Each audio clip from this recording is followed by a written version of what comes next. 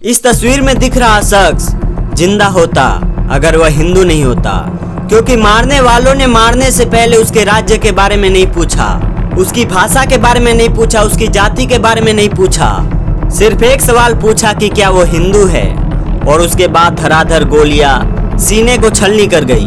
कोई दया नहीं, कोई रहम नहीं। सिर्फ एक सवाल था कि क्या तू हिंदू है, और जब जवाब मिला तो सीधे मौत का फैसला।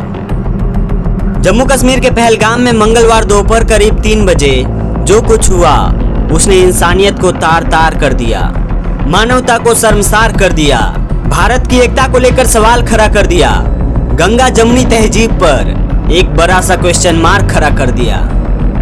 कश्मीर में 26 लोगों की मौत की पुष्टि हो गई है और ये आंकड़ा और बढ़ सकता है, लेकिन इन 26 लोगों की मौत किस तरह हुई है अगर यह आप जानेंगे तो यकीन मानिए आपकी रूह कांप जाएगी, इंसानियत से आपका विश्वास उठ जाएगा। गोली चलाने वाले आतंकवादी टूरिस्टों के पास जाते हैं और उनसे कहते हैं कि अपनी पैंट उतारिए। वो देखना चाहते थे कि ये हिंदू है या मुसलमान, और जब कंफर्म हो गया तब गोली मार दी गई। पैंट उतरवाकर गोली मार दी गई। भारत में अक्सर हम गंगा जमुनी तहजीब की बात करते हैं, ये कहते हैं कि मजहब नहीं सिखाता हमें आपस में बैर रखना, लेकिन आज इस देश में बहुत सारे लोग ऐसे हैं जो सवाल पूछ रहे हैं कि गोली मारने वाले अगर किसी मजहब से नहीं थे तो मजहब पूछ के गोली क्यों मारी। और बड़ा अफसोस हो रहा है हमें आज ये सवाल कहते हुए, क्योंकि यह जो सवाल पूछ रहे हैं उनकी बात को भी हम पूरी तरह से नकार नहीं पा रहे हैं।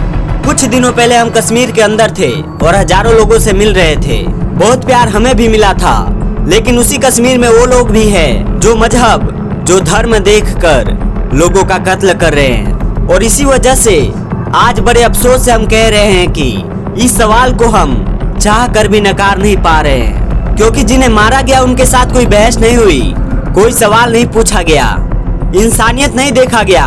और इसलिए हम बड़े अफसोस से कह रहे हैं कि यह हत्या नहीं, ऐलान था, ऐलान था कश्मीर में हिंदू होने का, कि अगर आप हिंदू हैं तो कश्मीर में यह जुर्म है। ना जाति पूछी गई, ना भाषा पूछी गई, ना राज्य पूछा गया, सिर्फ एक सवाल, क्या तू हिंदू है, मौत के घाट उतार दिया गया।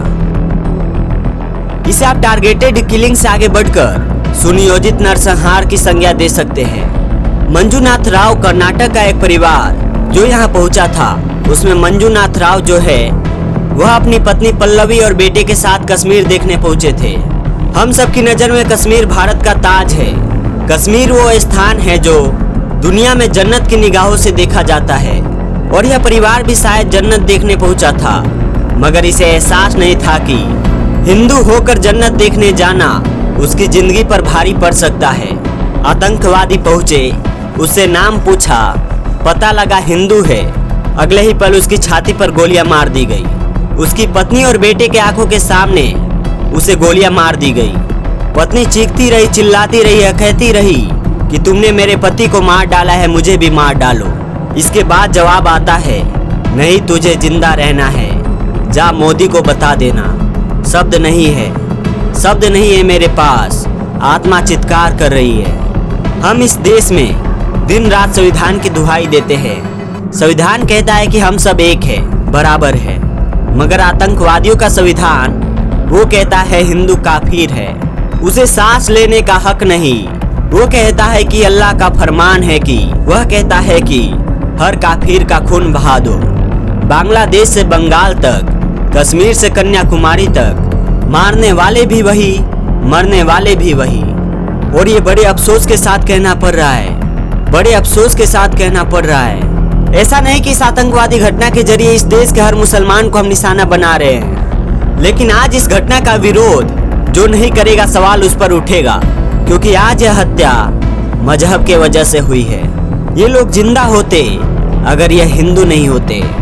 और आज हम इस देश के मुसलमानों से भी कहेंगे कि आप भी आइए, हमारी आवाज में आवाज मिलाइए और बताइए, कहिए चीख कर कि धर्म की वजह से जो हत्या की गई है यह अल्लाह की इबादत नहीं हो सकती, यह मुसलमान नहीं हो सकता। कश्मीर की वादियाँ जो कभी फूलों की महक और शांति से महका करती थी, अब हिंदुओं के लिए कसाई खाना बन गई है। कश्मीर में हिंदू होना मौत का फरमान है। एक नया जोड़ा शादी की खुशी कश्मीर को जन्नत मांग कर आया। मैगी का स्वाद ले रहा था, भेलपुरी खा रहा था, लेकिन उसे क्या पता था कि उसके नाम की कब्र खुद जाएगी। और यह पहली बार नहीं है। द कश्मीर फाइल्स ने जब कश्मीरी पंडितों के घाव को कुरेदा था तो उस फिल्म को इस्लामोफोबिक कहकर खारिज कर दिया गया था। कुछ तारीखों के हेर फेर को लेकर पूरी घटना को इनकार कर दिया गया था। लेकिन कश्मीर में आतंक का मजहबी खूनी इतिहास जानना जरूरी है और आज वो इतिहास हम आपको बताएंगे। 1989 में टप्पू की हत्या, 1990 में रालिब गालिब और जालिब का नारा, 2025 की ताजा लाशों की तस्वीरें। ऐसा लगता है कश्मीर में हिंदुओं के खून को बहाना रिवाज बन गया है। लश्कर से लेकर डीआरएफ, हिजबुल, सबने सिर्फ और सिर्फ एक मजहब का खून पिया है और वो है 1989 से ही कश्मीर हिंदुओं के लिए कब्रिस्तान बन गया है। जेकेएलएफ के बेटा कराटे ने 20 से 40 पंडितों को काटने पर गर्व किया। 1990 में सैकड़ों हिंदू मारे गए। लाखों हिंदू पंडित ऐसे थे जो अपनी जड़ें छोड़कर वहां से चले गए। नदी मार्ग में 24 पंडितों का नरसंहार हुआ। बीके गंजू के चावल के डब्बे में हत्या हुई और यह सारी कहानियां हम सबके सामने आई, लेकिन सेकुलर नौटंकी में उलझकर हमने इसे खारिज कर दिया। लेकिन क्या बदला? आज भी नाम पूछकर ठोका जा रहा है। 2022 में 150 पंडित कर्मचारी डरकर भाग गए थे।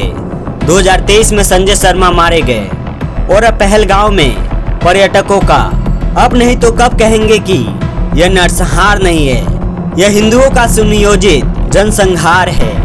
फरवरी 2019 के पुलवामा हमले में 47 जवान शहीद हुए थे और उसके बाद यह अब तक का सबसे बड़ा घटनाक्रम है और आतंकवादियों ने एक बार फिर हिंदुओं को ही निशाना बनाया है।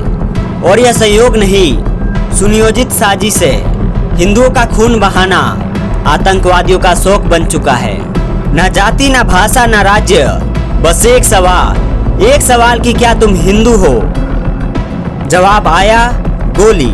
जिसने जवाब नहीं दिया उसकी पैंट उतार कर चेक कर लो।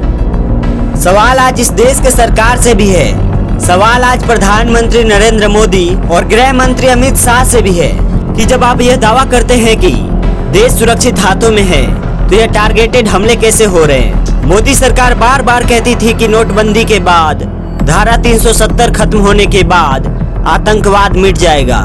लेकिन पिछली बार जब डोनाल्ड ट्रंप आए तब दिल्ली जली और अब अमेरिका का उपराष्ट्रपति आया है तो कश्मीर में खून बह रहा है। क्या यह सब संयोग है?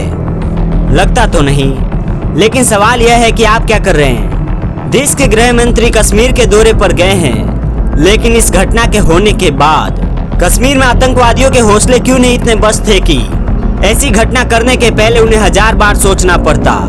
क्यों आतंकवादियों में वो खौफ नहीं था? और इस सवाल का जवाब देना पड़ेगा देश के गृह मंत्री को भी, देश के प्रधानमंत्री को भी। शब्दों के खंडहर में न्याय की तलाश नहीं हो सकती, क्योंकि जनता देख रही है और जनता को बयान नहीं, बदला चाहिए, निर्णायक बदला। जो खून बहा है उसका जवाब चाहिए, बिना भाषण, बिना दिखावा। कश्मीर में हिंदू होना गुनाह बन गया है तो फिर सरकार की खामोशी पर सवाल उठेगा, क्योंकि सरकार आपको यह जवाब देना पड़ेगा कि आप देश चला रहे या लाशें। और अगर मोदी सरकार के भी राज में हिंदू की पहचान उसकी मौत बन जाए तो फिर किस शांति की बीन बजाई जा रही है?